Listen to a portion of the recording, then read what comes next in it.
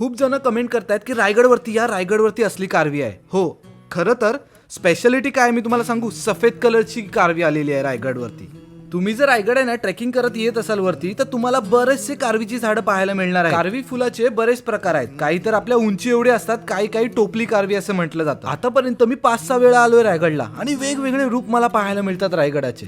पावसाळ्यात मधीच ऊन येतोय, मधीच पाऊस आणि मधीच धुके येतात रायगडात. जगदीश्वर मंदिराचं दर्शन घेऊन महाराजांकडे गेलो. इथे गेल्यावरती ना कित्येक तास बसलो ना तरी असं बोलावंसं वाटतं महाराजांसोबत. तुम्हालाही कधी असं झालंय का, मनाला वाटलंय का की यार अजून थोडा वेळ बसतो, अजून पाहतो आपल्या राजाला.